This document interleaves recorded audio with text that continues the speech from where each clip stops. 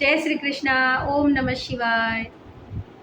गुरुर्ब्रह्मा गुरुर्विष्णु गुरुर्देवो महेश्वर गुरुर् साक्षात् परम ब्रह्म तस्मै श्री गुरुवे नमः। ओम श्री गुरुदेवाय नमः।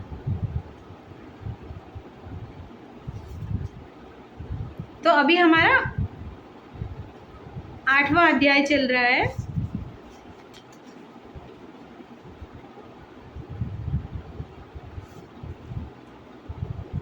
8वां अध्याय यानी क्या? अक्षर ब्रह्म योग। अक्षर ब्रह्म योग नामक 8वां अध्याय चल रहा है। तो जब भगवान कह रहे हैं कि इसमें जब शुरुआत हुआ था तो भगवान ने यही कहा था कि जो व्यक्ति जिस भाव से अंतकाल में मुझे जिस भाव से बचता है वो उसी रूप में अगले जन्म को प्राप्त होता है ना। जिस भाव के साथ में वो अंतकाल में प्रयाण करता है यानी शरीर छोड़ के जाता है, वही भाव दशा में वो अगले जन्म में भी जन्म लेता है।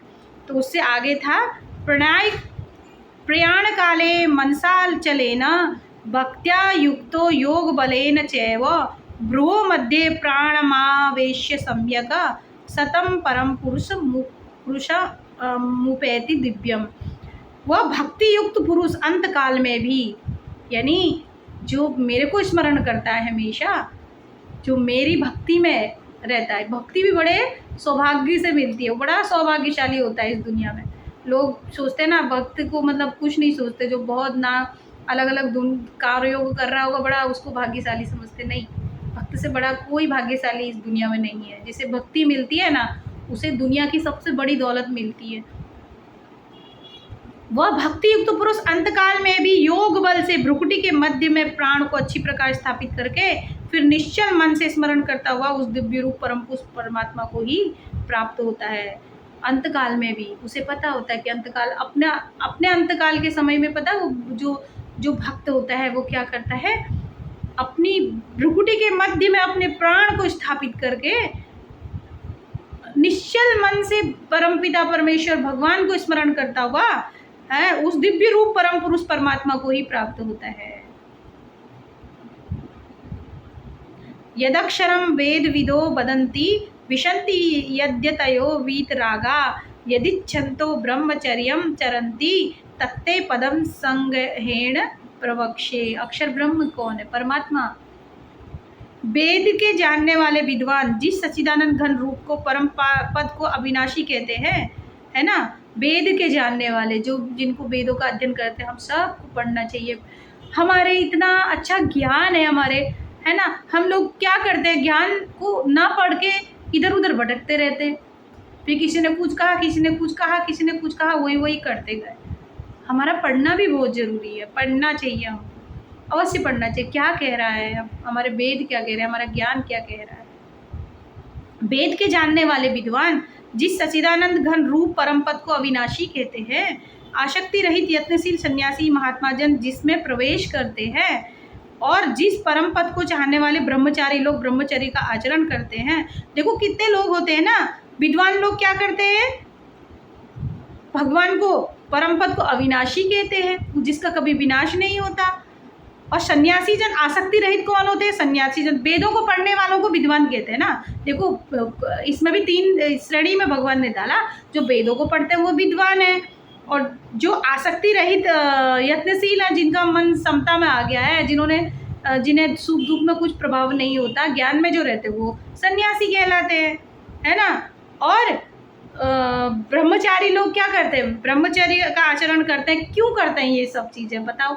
वेद में क्यों पढ़ते हैं विद्वान लोग? वेद क्यों पढ़ते हैं? परम पद को परमात्मा को प्राप्त करने के लिए। सन्यासी लोग संन्यास क्यों धारण करते हैं भाई? मन को स्थिर करके, योग में स्थिर करके, ध्यान करके, अपने मन को स्थिर समता में लाके क्या करते हैं? परम पद को ही प्राप्त होते हैं ना, भगवान को ही प्राप्त करने के लिए। और ब्रह्मचारी लोग ब्रह्मचर्य का पालन क्यों करते हैं? परम पद को प्राप्त करने के लिए ही करते हैं, है ना।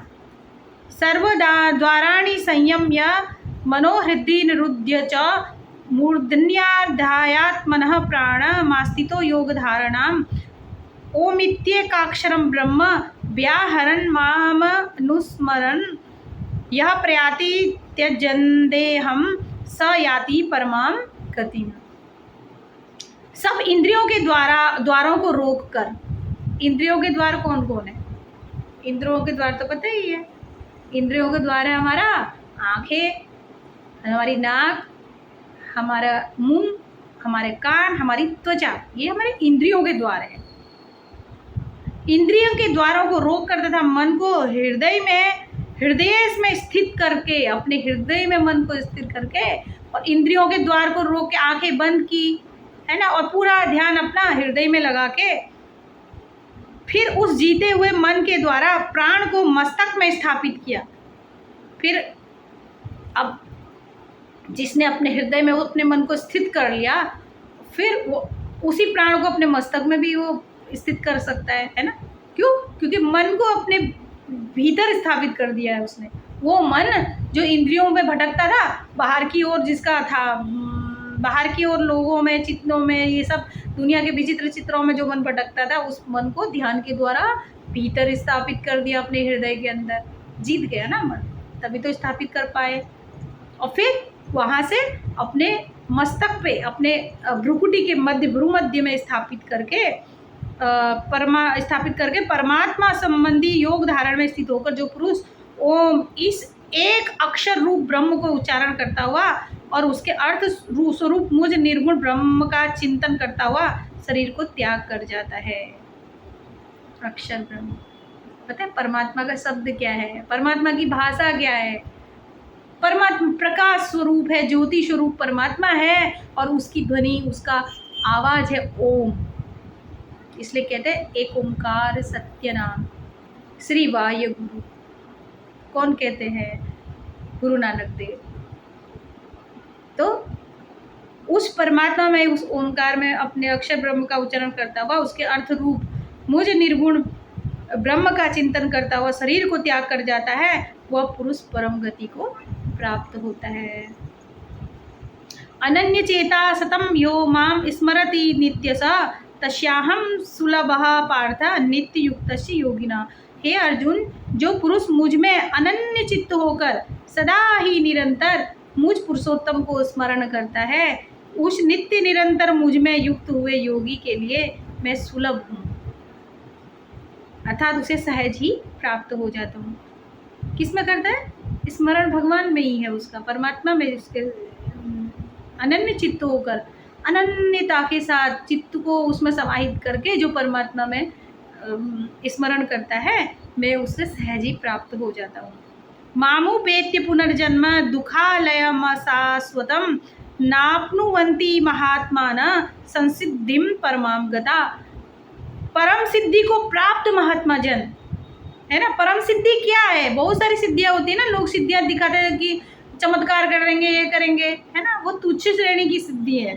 परम सिद्धि क्या है? परमात्मा की प्राप्ति, वो परम सिद्धि है जिसने अपने मन को अपने भीतर, अपने हृदय में, अपने मस्तक में स्थिर कर लिया, वो ही परम सिद्धि है। दुखों के घर एवं क्षण भंगुर पुनर्जन्म को प्राप्त नहीं होता। आ ब्रह्म भुवनालोका पुनरावर्तिनो अर्जुन मामुपेत्य तु कौन्तेय पुनर्जन्म न विद्यते। हे अर्जुन, ब्रह्मलोक पर्यंत सब लोग पुनरावर्ती हैं, ये समझने वाली चीज है ना। लोग कहते स्वर्ग लोक, ब्रह्म लोक, ऐसे कितने लोक है, पितृलोक है ना, भूलोक, भुवर लोक, स्वर लोक, महर लोक, जनलोक, तपलोक, सत्यलोक, कितने ऐसे करके कितने सारे लोक है ना। तो ब्रह्मलोक पर्यंत सब पुनरावृत्ति है। पुनरावृत्ति माने क्या? वहां तक भी पहुंचे हुए जो लोग, वो फिर से पुनर्जन्म लेके आते हैं इस दुनिया में, है ना। जिनको स्वर्ग की प्राप्ति होती है ना, जो शुभ कर्म करते हैं, दान करते हैं, पुण्य करते हैं, अच्छे कर्म करते हैं, लेकिन उन्हें ब्रह्म का ज्ञान नहीं है, उन्होंने उस परमात्मा के साथ उनका एकत्व नहीं हुआ अभी तक, परमात्मा को प्राप्त नहीं हुए हैं अभी तक, तो वो क्या होता है, उनके शुभ कर्मों के अनुसार अनेक अनेक लोगों में जाते हैं। मरने के बाद स्वर्ग लोग हैं, जो भी है, अलग अलग लोगों में जाते हैं। कोई पितृलोक जाता है, कोई चंद्र लोक, सूर्य लोक, ऐसे अलग अलग लोगों में वो लोग जाते हैं। वो भी पुनरावृत्ति है, वो दोबारा से भी आते हैं इस दुनिया में, फिर से जन्म लेते हैं। परंतु हे कुंती पुत्र, मुझको प्राप्त होकर पुनर्जन्म नहीं होता। तब कहते कि जो मुझे प्राप्त कर जाता है वो तो सदैव आनंदित ही है ना, आनंद के सागर है परमात्मा, सतचित आनंद, सत्य को धारण करने वाले, जिनका चित्त आनंदमय है, वो सच्चित आनंद परमात्मा को प्राप्त होता है जो परमात्मा का भजन करता है। क्योंकि मैं कालातीत हूँ, सब समय के साथ बंधे हुए हैं, हमारा शरीर समय के साथ बंधा हुआ है ना। अभी देखो कालातीत क्या होता है, मैं देखो समय के साथ बंधी हुई हूँ ना। क्यों? क्योंकि देखो मेरा शरीर जब मैं धरती पे आई तो ऐसा ही नहीं था, एक बच्चा था, फिर बदला बदला, समय के अनुसार बदला, उम्र बढ़ रही। उम्र बढ़ने का मतलब क्या है, हम समय के साथ बंधे हुए हैं, समय के अनुसार बूढ़े हो रहे हैं, बड़े हो रहे हैं, है ना। पूरी ये जो दिख रही है सृष्टि सब समय के साथ बंधी हुई है। क्यों? क्यों देखो जाड़ा आ रहा, कभी बरसात आ रही, कभी गर्मी आ रही, फिर आ रहा, दिन हो रही, रात हो रही, सब समय के साथ में, घड़ी के साथ में, समय के अनुसार सब समय के साथ बंधा हुआ है। समय के साथ शुरू होता है, समय के साथ अंत हो जाता है। तो ये सब समय के बीच बंधा हुआ है ना। और जो भगवान है वो इस समय के भी पार है, कालातीत। कालातीत मीन्स जो समय के पार हो गए हैं, वो अब वैसे के वैसे ही है, उनको समय कोई प्रभावित नहीं करता, तो वो कालातीत हो गए। और ये सब ब्रह्मादि के लोग काल के द्वारा सीमित होने से अनित्य है। जो समय के साथ बंधा हुआ है वो सत्य नहीं है, वो समाप्त होने वाला है। बात तो सही है, जो चीज़ भी समय के साथ बंधी हुई है वो हमेशा सच तो नहीं होता ना। जो हम बचपन में थे क्या आज है वो नहीं है, समय के साथ बदल रहा है, हमारा मन बदलता है, हमारा शरीर बदलता है। जो विचार हमारे बचपन में थे वो आज नहीं है, जो चीज़ें हमें बचपन में अच्छी लगती थी वो अब नहीं लगती, बदल गई समय के हिसाब से, है ना। और देखो पृथ्वी का जो है वो, हमारा जो धरती है ना, धरती का समय सबसे कम है। ब्रह्मलोक का भी समय, जो कल्प जो बोलते हैं, युग बोलते हैं, ये सब क्या है, समय से बंधे हुए, युग हो, कल्प हो, मनवंतर हो, ये सब समय के साथ बंधा हुआ। मगर परमात्मा कालातीत है, वो समय से भी पार है, उसको समय कभी प्रभावित नहीं करता, वो जैसा था वैसा ही है, वो नित्य है, हर दिन नया है, हर दिन वो कभी पुराना नहीं होता, कभी समय उसको प्रभावित नहीं करता। सहस्त्र युग पर्यंता महर्यद ब्रह्मणो विदु रात्रि युग सहस्त्रांता ते होरात्र विदो जना। ब्रह्मा का जो एक दिन है, देखो अभी बता रहे भगवान के, ब्रह्मा का दिन कितना होता है पता है? ब्रह्मा का जो एक दिन है उसको 1000 चतुर्युग, चतुर्युगी तक की अवधि वाला। और चतुर्युग माने जो कलयुग, द्वापर, तेतरा और सतयुग, ये चारों को मिलाकर जितना समय होता है ना, उतने के बराबर ब्रह्मा का एक दिन होता है। और रात्रि भी 1000 चतुर्युग, 1000 चतुर्युग, यानी कि एक चतुर्युग कैसा हुआ, सतयुग, द्वापर, तेतरा और कलयुग, ये एक चतुर्युग हुआ। ऐसे 1000 चतुर्युग ब्रह्मा का एक दिन है, और ऐसे 1000 चतुर्युग ब्रह्मा का एक रात्रि है। लेकिन है तो सही वो भी, भले ही कितना लंबा समय, पर फिर भी वो नष्ट होगा। पृथ्वी का समय तो बहुत ही कम है ना, 100 साल में एक आदमी की खत्म हो जाना। लेकिन ब्रह्मा का दिन कितना लंबा है, एक चतुर्युग, 4 युगों का एक चतुर्युग, और वैसे 1000 चतुर्युगों का एक दिन, और ऐसे 1000 चतुर्युगों का एक रात्रि, ब्रह्मा का एक दिन और एक रात होता है।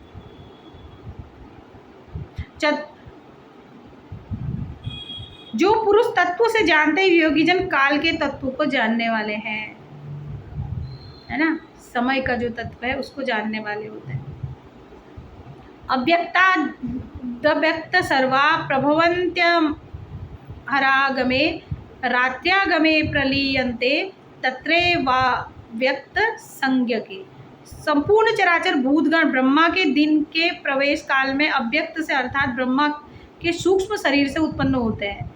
इसीलिए तो कहते हैं ना कि ब्रह्मा से हुआ है। ब्रह्मा जो है क्या है, ब्रह्मा विष्णु महेश 3 देवता को बनाया गया ना।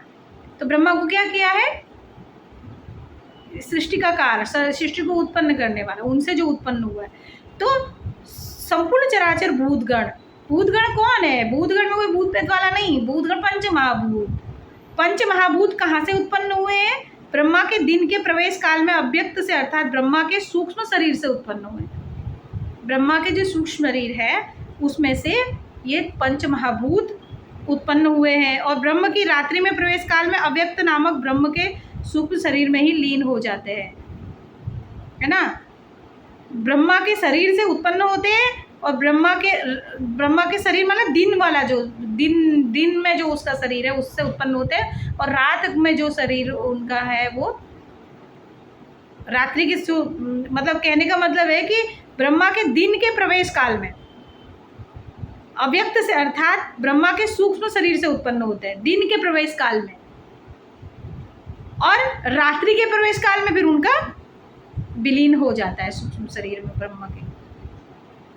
भूतग्राम स एवायम भूत्वा भूत्वा प्रलीयते रात्र्या गमे अवसः पार्थ प्रभवत्यः हरागमे। हे पार्थ, वही यह भूत समुदाय उत्पन्न होकर प्रकृति के वश में हुआ रात्रि के प्रवेश काल में लीन होता है।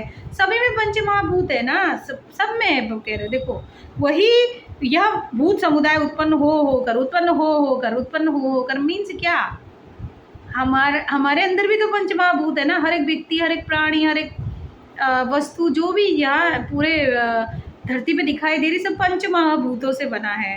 तो उन्हीं में से उनमें से उत्पन्न हो तो ये उसको पूरे क्या कहा जाता है, प्रकृति कहा जाता है ना। पंच महाभूत हो गए और जो मन बुद्धि चित्त अहंकार ये सब प्रकृति के अंदर ही आता है। तो ये सब प्रकृति के बस में हुआ रात्रि के प्रवेश काल में लीन हो जाता है और दिन के प्रवेश काल में फिर उत्पन्न होता है।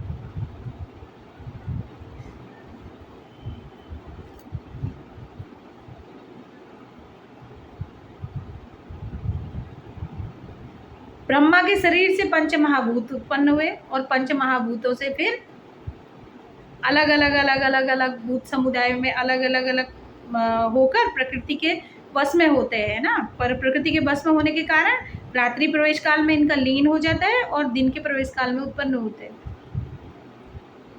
हर युग बदलता है ना, जो युग बदलता रहता है मीन्स क्या, सत्युग बीता, द्वापर बीता, ये सब बीता, फिर लीन हो गया ना, चला गया मतलब लीन हो गया, प्रकट हुआ तो शुरू हो गया। परस्तस्मातु भावो अन्यो व्यक्तो व्यक्तात् सनातना यह सा सर्वेषु भूतेषु नश्यत्सु न विनिश्यति। उस अव्यक्त से भी अति परे दूसरा अर्थात विलक्षण जो सनातन अव्यक्त भाव है वह परम दिव्य पुरुष सब भूतों के नष्ट होने पर भी नष्ट नहीं होता है। ये तो है ना, हमारी आत्मा ही तो है वो जो नष्ट नहीं होते, हमारी आत्मा है।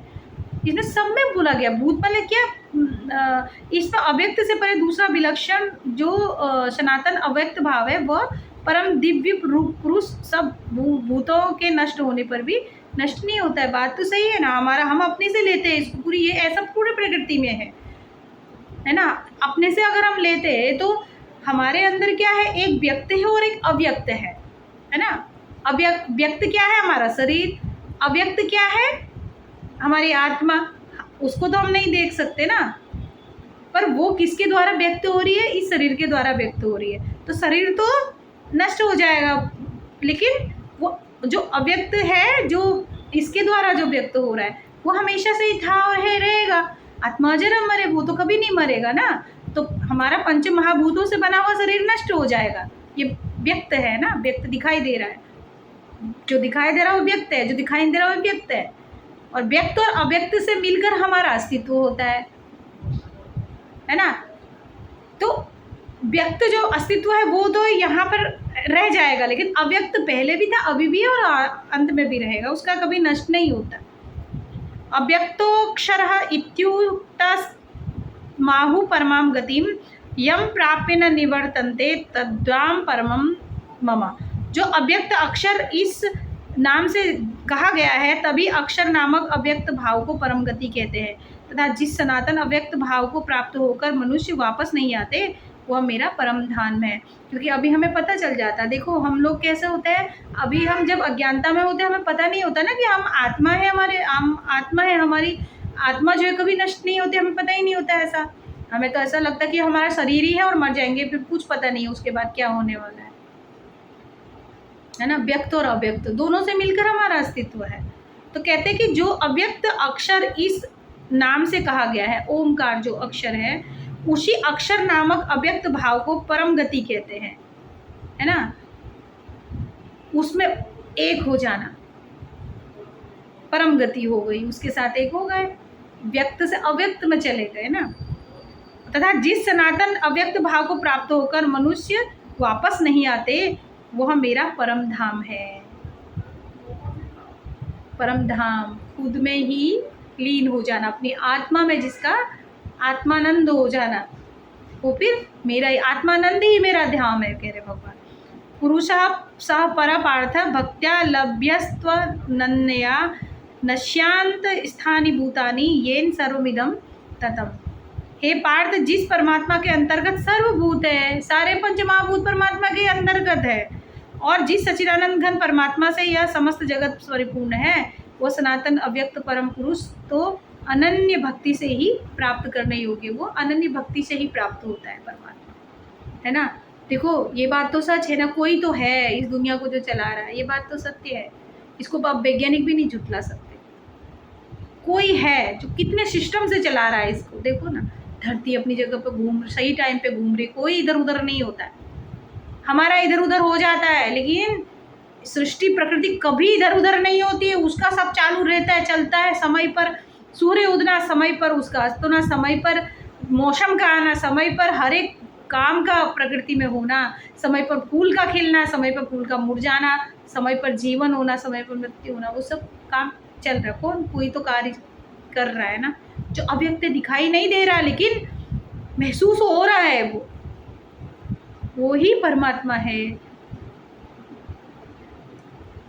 तो अनन्य भक्ति से प्राप्त होता है। आज इतना ही करेंगे, इससे आगे कल। श्री कृष्ण गोविंद हरे मुरारे, हे नाथ नारायण वासुदेव, हे नाथ नारायण वासुदेव, हे नाथ नारायण वासुदेव। जय श्री कृष्ण।